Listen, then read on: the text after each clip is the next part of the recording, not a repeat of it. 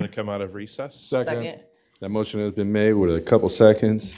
All in favor? Aye. Opposed?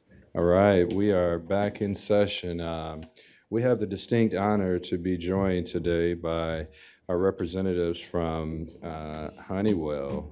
Mr. George has been here, and just to kind of go back a little bit, I was attending an Accelerator for America meeting, and I heard one of the greatest presentations I've heard, presentation about thinking outside the box and how to take a look at where we are, what we're doing today, and how to make sure that we plan for the future, whether it was climate, whether it was broadband, but in a number of different areas. And we're so grateful that we were included as one of 5 cities, Waterloo being the largest of those 5, but the smallest of those 5.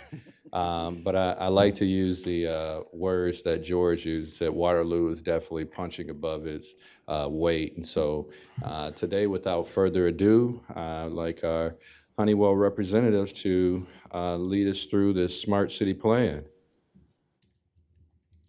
Thank you, Mr. Mayor, and welcome, Council. We greatly appreciate the opportunity to be with you today and to have worked over the last several months on the City of Waterloo's Smart City Strategic Action Plan.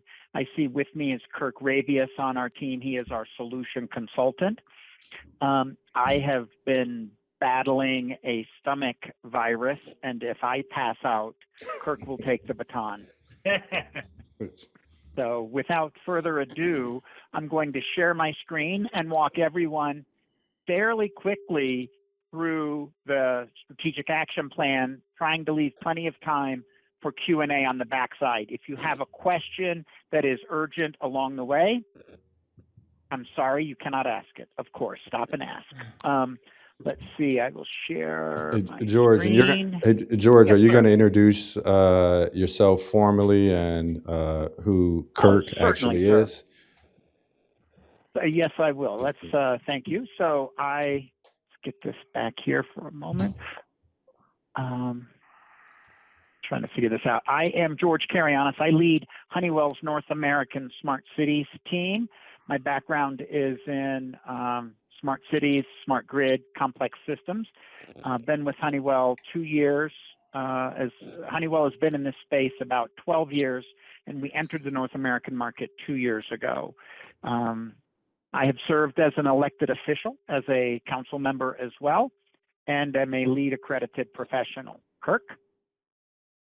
Yes, good afternoon, everyone. Thank you so much for having me. My name is Kirk Rabius. I'm the North America Smart City Solution Consultant for Honeywell. And so I've been working with George and team and members of the Waterloo organization and departments to think through some of these projects. And so really happy to be a part of it. And my background is in deploying smart cities across the United States and globally. And so really happy to be here and happy to see where this goes. Thank you, Kirk. Mr. Mayor, would you like any additional context? No, sir, that's fine. Okay, so this is our Smart City Strategic Action Plan version 1.0, our final deliverable. This is for your final review, council members. You can input to it, but we want to get it approved on the 1st of May. I'm not going to go into presentation mode because sometimes it screws things up, so I'm just going to move slide by slide. There is an introduction letter from Mayor Hart. This will be shared with the community, really about external facing. So what we're going to talk about is the reflections over the last several months. This picture was taken during our kickoff with about 24 stakeholders, internal and external. We had it at the convention center. And you get some images of the brainstorming that we had there, but really we want to get ahead and talk about this particular project recommendations. The Smart City Maturity Model from consulting firm IDC is a useful tool to map where a city is today and where they might want to be in their journey. I think it's very important to point out from Honeywell's perspective, smart city is not some different thing. It's not some pixie dust that a vendor sprinkles on your city. It is really everything you do. It is every project, every person, every process and policy that you have in your city today. You are a smart city. In fact, you're an exceptionally smart city relative to your peers. So I don't want you to think that smart city is this other thing we write a check for and we do it, or it just happens. It is a journey of continuous change management. That is it, about improving the quality of life by improving your operational efficiency, your public safety, your community resilience, and your economic development, as an example. Today, in this IDC model, we see the city of Waterloo as opportunistic, and the plan we put forth is a 7-year plan to get the city to a sustainable version as defined by the IDC. We had 5 cities in the Accelerator for America cohort, including Kansas City, in addition to Waterloo, Cleveland, Kansas City, San Diego, and Louisville. And this is self-reporting on 4 different questions. So take it with a grain of salt, but it's indicative. And what just stands out to me is how Waterloo collectively is heads and shoulders above their peers in smart city maturity, right? You really have done a tremendous job at beginning systems of systems integration, breaking down those departmental data silos. Really done a great job. And then, you fall off, especially on data timeliness. But this is just a relative snapshot. And congratulations to the level of smart city maturity that the team has achieved thus far. The next 2 slides talk about the voice of community. You have these hard copies. I'm not going to read them. This is really just some representative quotes during the interviews, but we talked to several dozen folks. We heard you, and we put together a plan that is intended to really move the needle forward. We also, unique to Waterloo, you had the most extensive by far resident outreach program. Almost 300 survey responses and almost 400 total written responses. We had, I think it was almost 60 people in person at the event in late November, and then kept it open for a couple weeks. Just a tremendously effective job at community outreach. So really impressed with that. And this is not surprising what the residents said. What they like about Waterloo is your quality of life, your cost of living, the neighborly feel that your community has. And what they don't like is, I would call it the perception of safety. There's safety in its absolute term relative to personal and property and violent crime rates year over year. Those are absolute numbers. But the perception of safety is what plays a much bigger role in some of the feedback we received. And you battle those 2 things slightly differently. So we partnered with Accelerator for America, and they helped develop a resident-friendly brochure concept. And so it's really a day in the life, before and after, in regular layman's terms. What might this mean? So this could be used by yourselves when meeting with constituents. It could be online. It could be distributed. But we provided a draft, and the communications department would want to take and run with this if it's something you think is useful. And so it's just to counter the perception of safety. There's a way to do that through data, actually sharing more and more data with the citizens. And then as you begin to invest more and more money in bold initiatives, enrolling these residents and businesses through cities don't use the term marketing very much, right? It's communications, but really getting a multi-pronged communication strategy in place so that everyone is rowing in the boat at the same time and not hitting each other or you with the paddles. That's really what you want. Now, Mary Ellen Wiederwall is the CEO of Accelerator for America. She's the one who reached out to me to say, hey, we want to do something special for our member cities. And Kirk and I and the team had been doing smart city strategic consulting for several years for various cities, several dozen.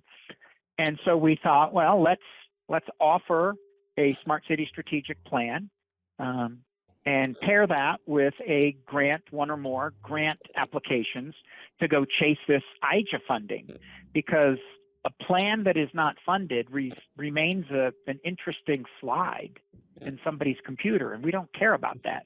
We care about actually transforming communities, and to do that, we have to help get the funding, because I haven't met a city yet that has money, just saying. So we've got a 7-year plan that we've laid out. It is a roadmap to objectively become a smart city.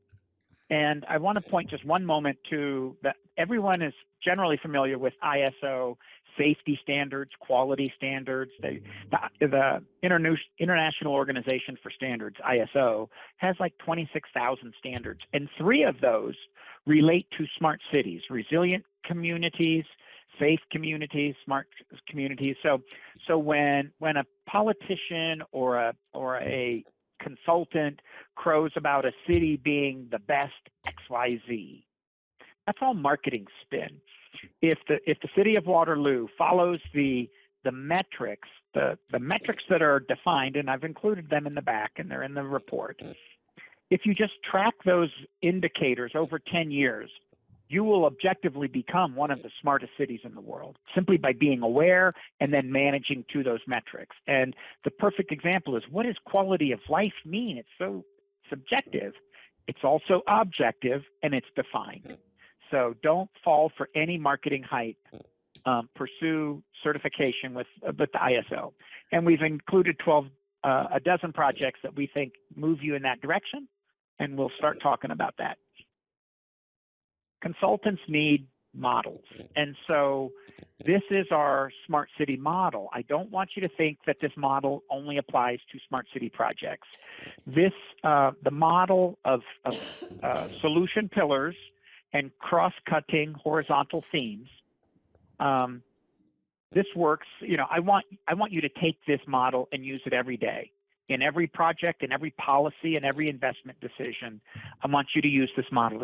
We call it a smart city model because we came up with it. But as an example, foundational infrastructure.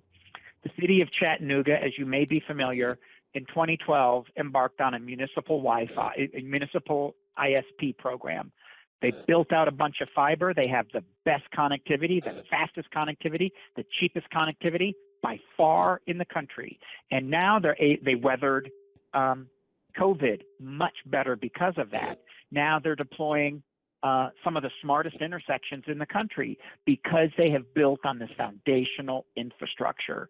So it's a good way to think about all of your investments and your policies and programs. And then the cross-cutting themes ensure that you're getting a 360-degree view of everything, so that you're really ensuring social equity in a nutshell, and that the residents and businesses are always at the table. So use this going forward. Now, we recommended 12 projects across these pillars. We're going to talk about them sequentially very quickly. Foundationally, we're suggesting a smart city operating system to really overcome those departmental silos that are inherent in every city. Really become a data-driven organization, data-driven decision-making organization. So to accelerate your e-government approach, it's not only keep doing, and I want to say, in many of these projects, the city is already underway, and we wanted to recognize that. And in some of these projects, they're completely new ideas. So we just wanted to define and recognize the great work the city is doing. So ubiquitous connectivity, well down your path. Accelerating this e-government transformation so that everything a resident or a business needs is here, can be accessed from wherever they are, whenever they need it. and that'll really prepare you for the next crises. Innovation districts, we're going to talk about all of these. You've got the hard copy, so I'm not going to list them. Accelerating your ubiquitous connectivity program is highlighted in green because you're already doing a great job. And Okay. does everyone have a hard copy of this? I want to make sure. We have. Mr. Rayer? Yeah, we have online copies. Ubiquitous. Oh, okay. As long as it's, I don't want to assume someone has some content that I'm referring to and flying past, because I want to be very sensitive. Okay. So this is really just expanding your connectivity strategy, with in particular with a few different technologies, and really just fleshing that out even more aggressively. I'm going to keep moving so we can spend more time on projects that you're not currently doing. Accelerating your e-government transformation. As I mentioned, this is modernizing City Hall, getting your IT foundation future ready, and bringing more and more residents into the government experience, both for permitting and trash, all of their regular routine issues, as well as voting and really education and communication, getting tighter and deeper with the residents in the city. So this is about operating more efficiently. How do you take paper out of the process? How do you take a 2-week process down to 2 days or 2 hours? Whatever that is. This is operational excellence, and you cannot achieve this without the technical underpinnings that make that happen. And we can come back to any of these. Implement a complete streets strategy. This is really about thinking about mobility in a completely integrated way that isn't just about traffic lights. It's not just about video cameras. It's not just about bicycle lanes or anything. Pardon me, I think this is in the way. Get that out of the way. It is, this is really putting a strategy, a comprehensive strategy together so that the city is much more likely to be awarded a DOT grant, a planning grant followed by an implementation grant. And this is really smart traffic signals with all of the Internet of Things sensors, including video cameras, all of the IoT things in the right of way today, having a comprehensive strategy so that you stand out from other cities that don't, and you get that funding.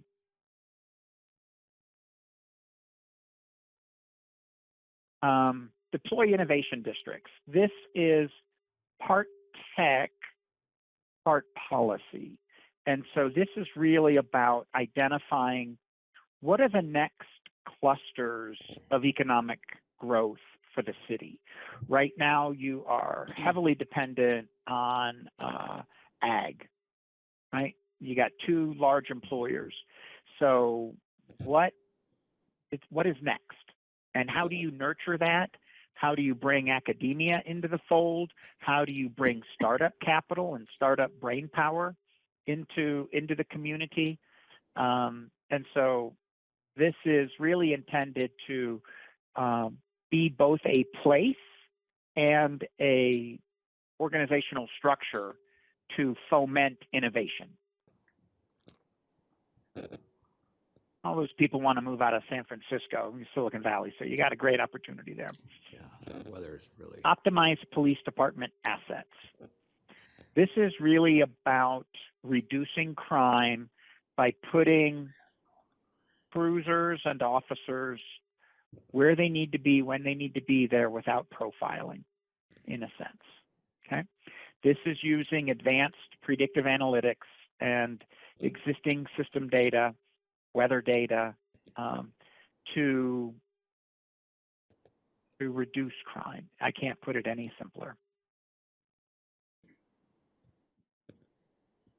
Smart parks. You have a great parks program, and we think deploying technology throughout your park and trail system will enrich the user experience and improve your community's quality of life. The example we have here in Kirk on the phone here with us has really been exceptional at this. He helped the city of Atlanta capture a $30 million grant for connectivity along the Beltline. Atlanta has a 22-mile loop around the city called the Beltline, if you're not familiar with it, which is a repurposed rail loop. And they're converting it for economic development. Kirk, if you want to take a minute to talk about the Beltline and the impact on the city. Oh, yes. Thank you, George. Yeah, it's really interesting. The City of Atlanta's Beltline development, they installed dark fiber, so basically fiber that hasn't been switched on yet. And they've recognized that they need to install smart safety solutions, smart street lights, and a more interactive, deeper engagement for trail experiences and for families. And what they're finding is through this activation, economic development is unfolding, and it's really starting to put additional resources to work. Small businesses, whether it's installers for electrical infrastructure, it's really interesting what's happening. And so we believe that, you know, because you have such a great system there, we could really help you activate through technology deeper experiences for families, visitors, and residents living within your community. Kirk, can you highlight the food desert innovation? This is awesome. Yeah, the food desert innovation is really exciting. So there's a small minority business in Atlanta called Nourish and Bloom, and they focus on bringing fresh food to food deserts and underserved populations with an autonomous containerized building. It's kind of like a container that you would see like a food truck, but it basically automates fresh food and is subsidized. So it uses a SNAP program, so individuals can go up to this Nourish and Bloom, containerized facility and access fresh food, and they don't have to walk, 2-3 miles to access fresh food in other areas. And so it's kind of bringing the food to where people are to access food nutrition and address food insecurity and social inequality.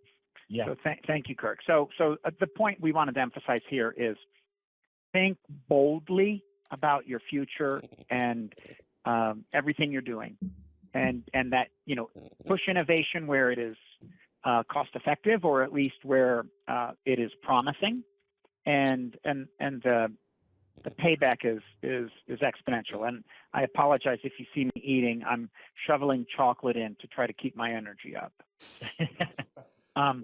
Sustainable solid waste management, you're doing a phenomenal job on here. So just implement more advanced technologies, things such as a broader RFID collection, and try to optimize your vehicle miles traveled. Always thinking about from a climate action perspective, sustainability perspective, what is your community's carbon footprint? What is it per capita? What is it for municipal operations? And how are you going to reduce that over time? So every action you can take from a climate perspective is critical. PROCURE managed cybersecurity monitoring service. We recommend this to every city we talk to. No city thinks they need it. No city likes us to talk very directly about it. I will say that I worked several years. I'm a military veteran, and I also worked at Lockheed Martin for several years. And the recommendation here is no matter how good your people and your policies are, you're not as good as the state actors that are beating on you every day. And so this is simply think about procuring a 724 managed cybersecurity monitoring service from a national security focused firm, a company that protects our nation's deepest, darkest secrets every day. And so it's just an overlay to buttress what you're already doing. That's the politest way I could possibly say that. Deploy an immersive smart city test bed. If I told you that a city like Waterloo needs smart curb management, you know, you'd look at me like I have two heads because you don't know what the heck that means. Even a smart street light can be very confusing. Is it a LED luminaire? Is it a network luminaire that you can control and dim, on, off, and flash, right? It is such a complex space that a smart city test bed is putting all of your tech, essentially, in a multi-block area that residents and stakeholders, academics, vendors, businesses can see and touch, that your department staff can see and touch. Because one thing we have learned, one of the many things we have learned, is that all of this smart city technology is highly interrelated. The city of San Diego thought they were leading edge. They deployed $33 million worth of smart street lights that were LED, very efficient. They were controllable, so they were networked. They had, it was the largest deployment in the world, 3,400 sensors to count people and vehicles to help with traffic planning. It's a great P3 project. And the police department started using, and there was no personal information captured by those video cameras for the intended use. Then the police department started using the video cameras to solve crimes. Makes sense? Nobody wants to argue about that.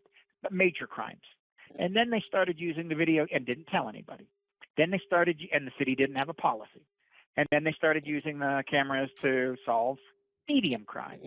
And you can see where this slippery slope is going on privacy. And so the residents revolted and shut down a $33 million project that the city emotionally is still scarred from that blowback, because they didn't understand how the technology interacted. They didn't understand the policies needed. They didn't maintain deep and continuous stakeholder alignment. You can never communicate with your stakeholders enough. And so a smart city test bed is a way for people to come and touch it and understand it, both residents and city staff, to say, oh, okay, we got it. The picture here is something Kirk and I, that I had built in Panasonic in Denver, just this innovation showcase. We had over 4,000 people come through in 2018 alone, and we're out by the airport. If you have been to Denver, you got to really want to go to this place.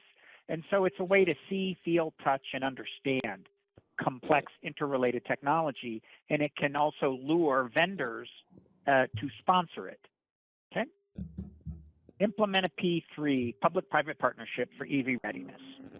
The city of San Diego 2 weeks ago issued a request for proposal for a vendor or consortium to deploy EV infrastructure on all city-owned properties. The vendor will finance, design, build, own, operate, and maintain over 10 years public EV charging infrastructure, and they run all the revenue risk if the revenue doesn't materialize, and they get all the revenue upside if to the degree the revenue exceeds the cost.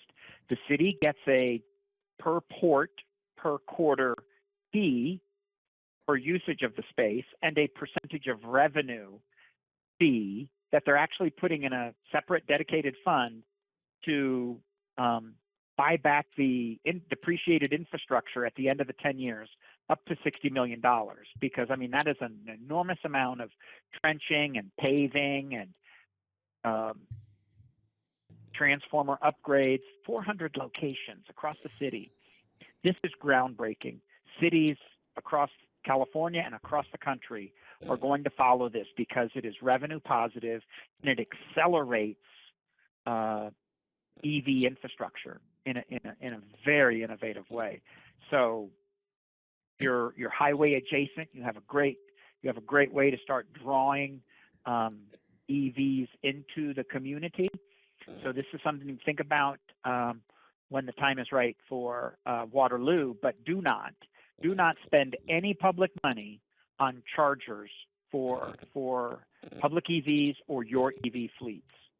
use vendor financing. No reason not to. Develop a climate action program. You have one underway, and it can't be detailed enough or ambitious enough from our perspective. So more sooner, please. It should be very comprehensive. There are many out there that the city can use best practices for.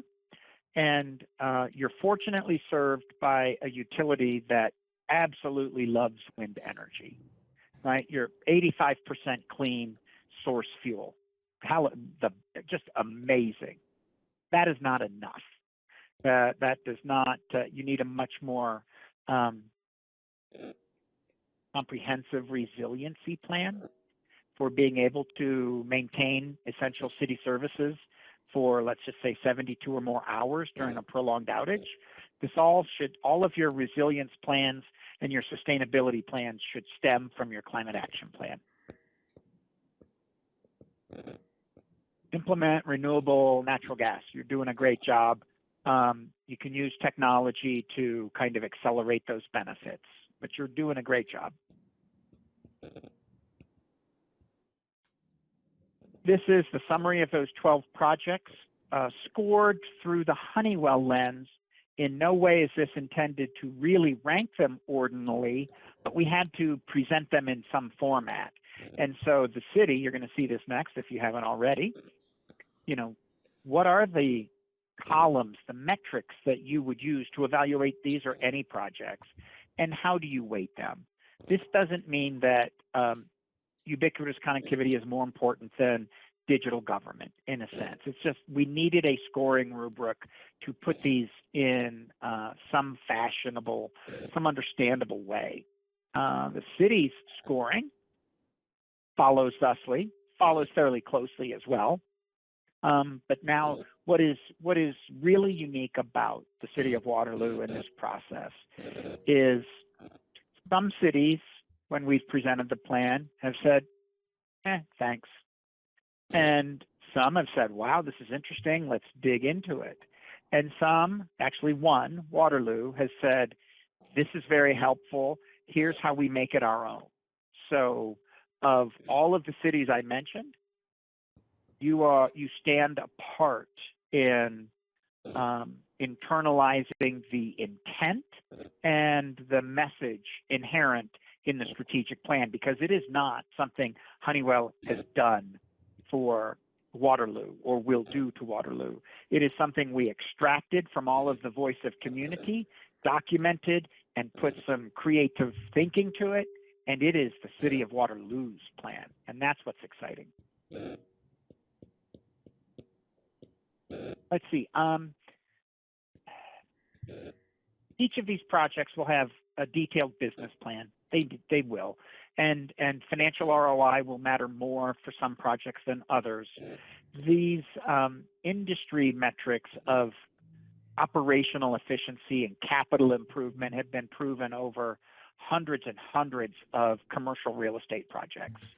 So having a platform, having a smart city operating system will drive tremendous systemic operational improvements that you'll quantify over time. This is my fun slide. I love this. We're trying to help you. If you're a hockey fan, you'll be familiar with Wayne Gretzky's maxim. Why is he so great? He doesn't skate to where the puck is. He skates to where the puck is going to be. So city planning unfolds at a very slow pace, understandably, and infrastructure projects get funded and implemented sometimes on decade scale. And so as you sit there in Waterloo today, 2023, you've experienced quite a bit of technological change in your lifetimes. And the law of the law of accelerating rate of change was fashioned by Ray Kurzweil, who's a futurist and an author, who predicts that the singularity, when all of computing power exceeds human capacity, he pegs that at about 2045. And so I wanted to highlight some technological shifts underway that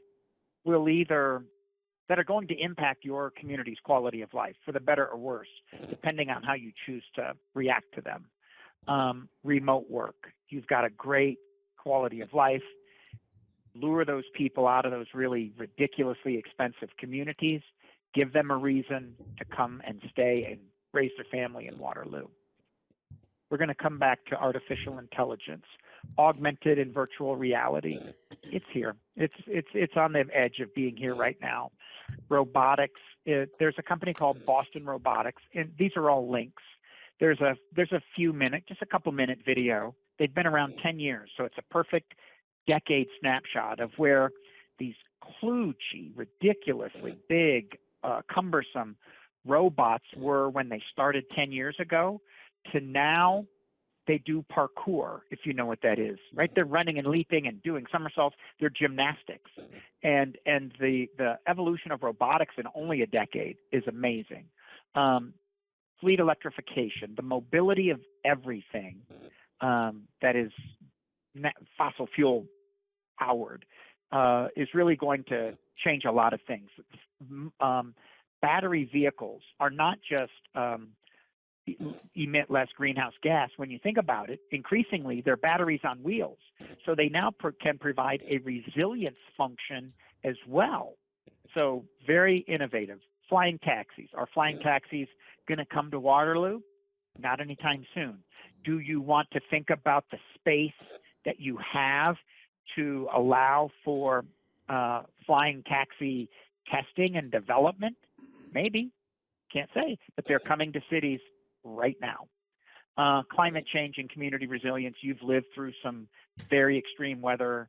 You're going to continue to see that on a more frequent and more extreme basis. What is your plan to deal with that? And then how do you leverage social networks to get your message out, to enroll residents in co-creating your future? It's not just council. It's not just staff. Your residents are equally responsible for their future. Now I'm going to come back to AI. As rapid as this rate of change is on all of these things, the rise of artificial intelligence is absolutely stunning to me. It is on a month-to-month staggering scale. It is blowing people's minds on a monthly basis. And so the latest is, I believe, OpenGPT. So artificial intelligence, especially when paired with robotics and electrification, but artificial intelligence is going to transform work as we know it. Do not get caught flat-footed. It is going to streamline a lot of mundane work. It is going to eliminate a lot of unnecessary work. It is going to redefine what we think of computing. And I don't want to sound alarmist. I don't mean to sound alarmist, but every city I talk to, I say someone under 30 years old better be in charge of your AI strategy, because this is the rate of change in AI. I'm an emerging technologist my entire career. This is shocking. So I think that, and then what is this? Oh, recommended projects. So let's talk about money. I've scared you enough. Now let's talk about money. There are a few projects that we think are better suited to CapEx or OpEx. We've listed those at the bottom. The SMART, DOT SMART program actually did announce, from the time we submitted this, they did announce 59 awards worth $94 million. These are $2 million planning grants, no match, followed by $15 million in implementation. Safe Streets for All. Man, that's a lot of money. They gave away $800 million. These are all 5-year programs. This is just the first year. They gave away $800 million over 510 awards. Most of them, the vast majority, were planning grants, about a half, $750,000 on average. And then you could get up to $30 million. Atlanta got 30, but the average implementation was $16 million. So with a 20% match, for $2 million, you can get $25 million worth of federal funding. if you can successfully navigate. So what we do next is finalize the 1.0 plan. That's what we're doing here and in 2 weeks. And then work with you to prioritize your projects, how you want to, and then where do you want to pursue these grants and when. There's a real urgency on our part and certainly the mayor's part to hit the very next grant window. You got 2 bullets. When do you want to shoot them, right? And in which direction? And so I would say in closing that you want to chase the money that you have the best likelihood of securing, right? That might be FEMA funding, right? It might be public safety funding from DHS. Could be some of this DOT. There's many programs. These are the 2 new programs funded with the IJA capital. So there's a lot of great work we have done together thus far, and we helped 2 AFA member cities submit grants in November to the SMART program, San Diego and Louisville. San Diego's was a EV community resilience hub, a microgrid with fast chargers, right? Very suitable for Southern California. Unfortunately, they did not win. It's a great application and a compelling use case. And then Louisville has an extensive rail infrastructure, which means there's a lot of viaducts. And because of extreme weather events, rapid flooding, heavy rainfall, these viaducts flood suddenly, and residents have lost their lives.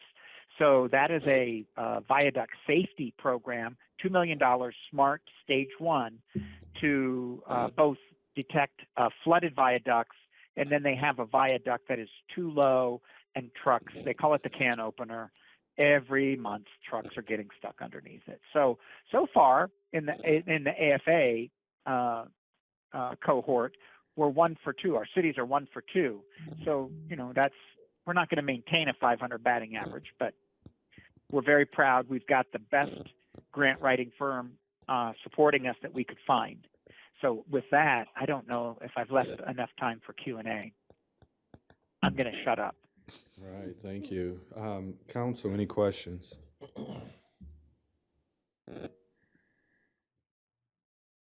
I think very aggressive schedule, a lot of pieces in there that we've been working towards, but also some creativity and cutting edge opportunities as well.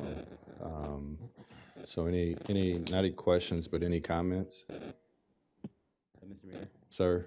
I just want to say thank you for having Waterloo in this. I'm extremely excited to see our city move forward in an innovative and unique way, especially in the state of Iowa. It's fantastic that we've been able to see these plans. I've been talking with our Public Works director, and he's talked a lot about his vision of this smart city, and have talked with the mayor about his vision of this smart city. And this is one of the reasons I ran in the first place, was to see us move forward in an innovative, unique perspective. And I'm looking forward to making decisions on what comes next. Yeah. And I think the interesting part about this is, for years we've had departments that may have been ahead in this area, and we have some that may not have been ahead in certain areas. But I think we needed a holistic approach to how we move every department ahead, the utilization of technology to make decisions, how we can be smart with regards to our climate plan, how we could work with leisure services and the people that enjoy the recreation every day, how we can continue to capture gases, but at the same time, take a look at overall safety and its impacts, and how we could strengthen our police department and other offices. So it gives us a strategic view that, it's what, 5, 6, 7 years, that if someone else should happen to step into one of our positions, we still have a framework and a direction to move forward in a unified manner. And so, Yeah, definitely. Thank you, George, and everyone else that's worked. This is just the beginning. We do have a pretty aggressive timeline for council. We'd like to bring this to you, and then that way we can get started. We have worked with some of our internal staff through presentations and opportunities for them to comment as well. But we really want to get started trying to seek some funding to start doing some of these projects. And there's no project that's not in here that doesn't connect directly to our 2030 vision plan as well. So this will be coming back in the next couple weeks. If you have any questions, please feel free to send that to Wendy Bowman and myself, and we can communicate directly with the Honeywell folks as well. So George, and there was a tremendous amount of time being put in by our staff as well to try to get us to this point. So I want to thank you all. Any parting words, George? Mr. Mayor, I want to thank you for your vision and your support, honestly. And to the council, if you come across a paper-based process, ask why. Challenge your organization. This is a journey of continuous change management. It is, technology can support your evolution. It cannot drive it. Right. So don't be fooled by any technology vendors. Sorry. All right. Including Honeywell. Absolutely. Okay. Thank you all so very, very much. All right. Thank you. Cheers. Bye. Motion to adjourn? Second. That motion's been made with the second. All in favor? Aye. We are adjourned. Thank